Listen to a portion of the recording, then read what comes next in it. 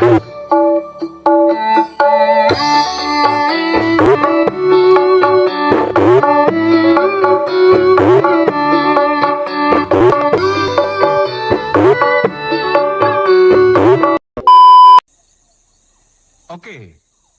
daon nih.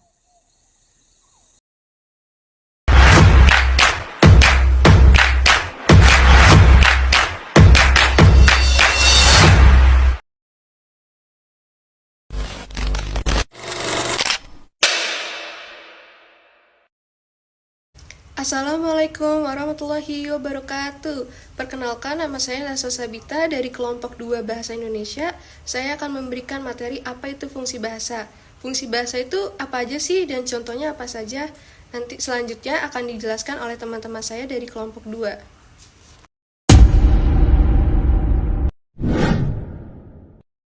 Salimatus Sadia akan menjelaskan poin pertama, yaitu komunikasi. Komunikasi adalah proses penyampaian pesan dari komunikasi kepada komunikan dan dapat dilakukan dengan berbagai cara.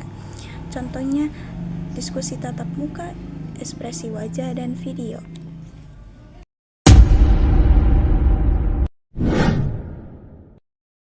Assalamualaikum warahmatullahi wabarakatuh. Nama saya Muhammad Satria Pamungkas dari kelas YI. Dan saya akan menjelaskan fungsi bahasa untuk mengekspresikan diri. Fungsi bahasa untuk mengekspresikan diri adalah untuk menyampaikan perasaan, ide, dan emosi. Kita bisa menggunakan bahasa untuk berbicara atau menulis. Beberapa fungsi bahasa untuk mengekspresikan diri adalah menarik perhatian orang lain, mengurangi tekanan emosi, melatih cara menyampaikan ide, dan menunjukkan keberanian dalam berbagi ide. Kita sebenarnya seringkali menemui hal-hal tersebut di kehidupan sehari-hari. Seperti saat kita berinteraksi di sosial media. Contohnya adalah komen-komen dalam sebuah video yang kita tonton. Orang-orang memberikan pendapat mereka tentang video tersebut dan terkadang memberikan saran kepada pembuat video. Dan contoh lainnya adalah puisi, lagu, novel, dan karya seni.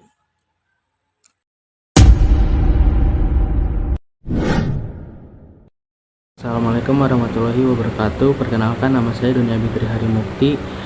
Saya ingin menjelaskan fungsi bahasa untuk kontrol sosial. Fungsi bahasa untuk kontrol sosial adalah kemampuan bahasa untuk mempengaruhi perilaku, sikap, dan pandangan masyarakat.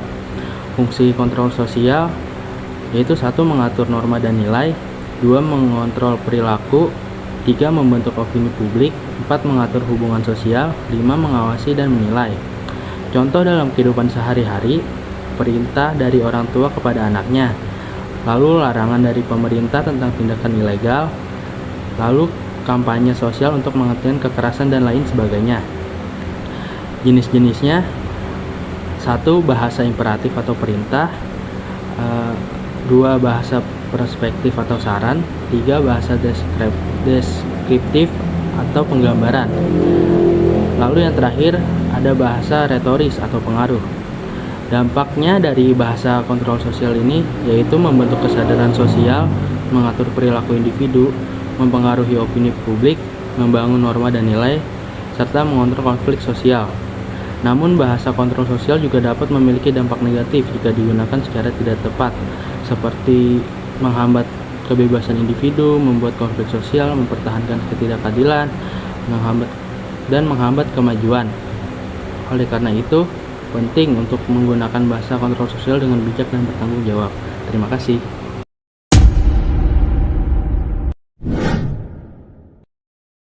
Nama saya Andika Deli Prasetya. Saya akan menjelaskan bahasa untuk memahami diri. Bahasa berfungsi sebagai memahami siapa diri kita yang sesungguhnya, seperti apa kosakata yang kita pilih untuk menggambarkan pola pikir dan karakter kita, kemampuan untuk mengungkapkan perasaan dan pikiran. Bahasa dapat menjadi sarana untuk menyatakan keberadaan diri, membebaskan diri dari tekanan emosi, menarik perhatian orang lain, mengutarakan pendapat dari perasaan kepada orang lain, mengetahui maksud dan tujuan seseorang. Sekian dari saya, terima kasih.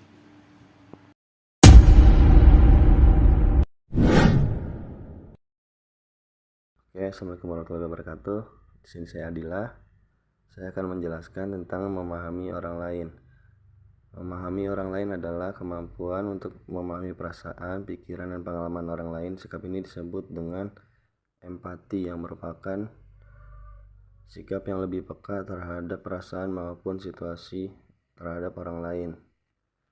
Beberapa manfaat memahami orang lain adalah memperluas perspektif, meningkatkan keterampilan komunikasi, meningkatkan kesejahteraan mental, menghindari konflik yang tidak perlu, membuka peluang untuk pertumbuhan pribadi, dan membangun dunia yang lebih toleran.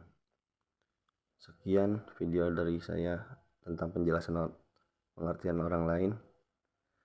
Kurang lebihnya mohon maaf. Terima kasih. Wassalamualaikum warahmatullahi wabarakatuh.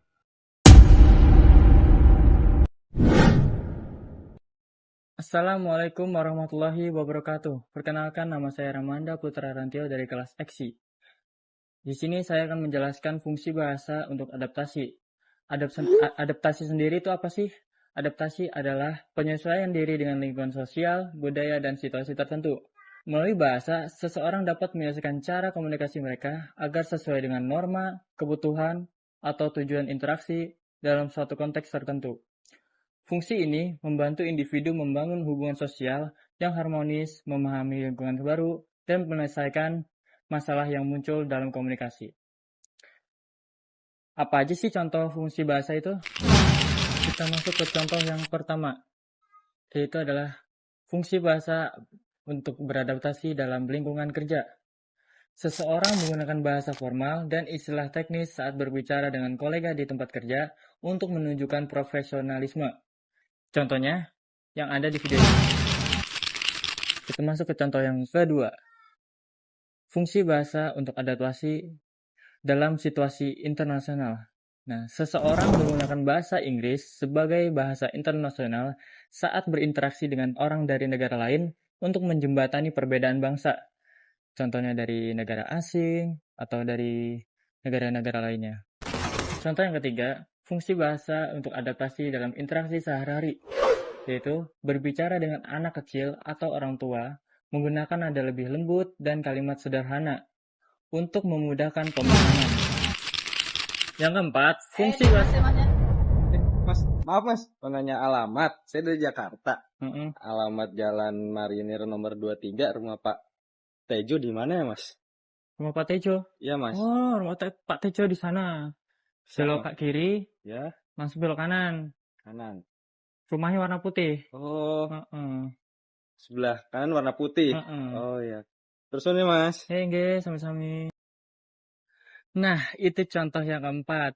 Seseorang yang baru saja tiba di suatu daerah yang menggunakan dialek lokal tertentu, seseorang menggunakan kata-kata atau intonasi khas daerah tersebut untuk lebih diterima masyarakat setempat. Seperti kata matur suwun yang artinya terima kasih.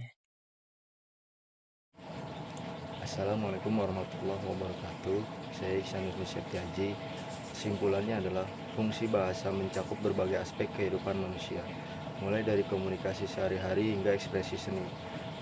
Bahasa bukan hanya alat komunikasi, tetapi juga sarana memahami dunia dan beradaptasi dengan lingkungan sosial. Demikianlah video materi dari kami. Jika ada kesalahan kata dan penyampaian materi yang kurang jelas, mohon maaf. Wassalamualaikum warahmatullahi wabarakatuh.